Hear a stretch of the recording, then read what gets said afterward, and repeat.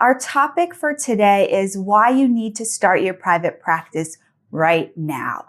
There is no better time to start your practice than in the middle of what I will call a mental health revolution. The phones are ringing off the hook. I've heard from agencies, they're full. I've heard from insurance-based practices, they're full. I've heard from private pay practices, they're full. Your services are needed now more than ever. If you've been watching these videos, participating in my private practice collective, maybe listening to podcasts, reading blogs, reading books, you've been gathering knowledge, it is time to put that to action. It is time for you to start your practice. So I'm going to give you some tips on how you can start your practice. Normally, I would say it's really important to find a space, but guess what? Right now, you don't need a private practice space. You can start virtually. You can start seeing people right from your home, and it really will save you time, energy, and money because that's really the first thing that you need.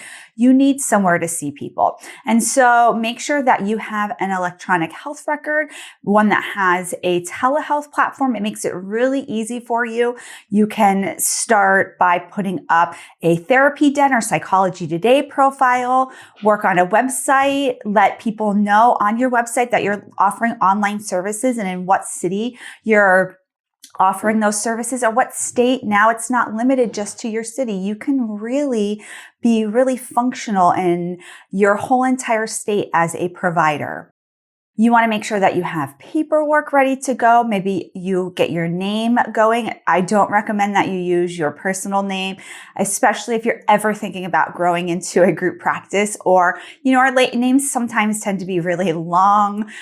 Be careful when you're picking your URL that you don't do a really long one. I was having a marketing meeting with a fellow colleague last week and I was like, I'm not a person who really has regrets. That's not how I live my life. But one thing I do regret is how long the URL on my website is and then subsequently the email addresses. So just be mindful of the names that you pick. We can always help you in my private practice collective, picking names and talking about maybe how to shorten it for a URL. And so then it's going to be time for you to market yourself. I'm going to give you some tips on how to market yourself for an online practice. But first, I want to thank our sponsor, TherapyNotes. If you are just starting and you're looking for an electronic health record, I highly recommend TherapyNotes. You can do all of your paperwork there. There's a portal that you can send the client's paperwork. You can take payment directly from there. If you're deciding to bill insurance, you can bill from there. And they have a telehealth option. So really, if you sign up with TherapyNotes, you can get started right away. And one of the best things about them is their customer service. So be sure to check out TherapyNotes.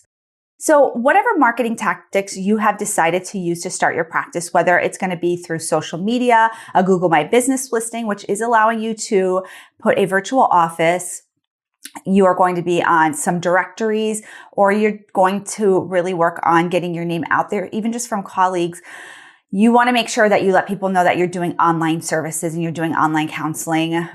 Some people don't really know what telehealth is. I've used that and they're like, I don't understand. Make sure you use like online counseling or virtual counseling. They seem to understand that, but telehealth can be a little bit foreign to some people. And so make sure that on your Instagram profile, it says, virtual services provided in Florida, or, on your website, maybe you have a service page directly directly related to online counseling. You really want to let people know that you are ready and available. And I said, let colleagues know because like I said before, a lot of your colleagues may be completely full. I've heard from so many people that they're full. So your services are needed now more than ever.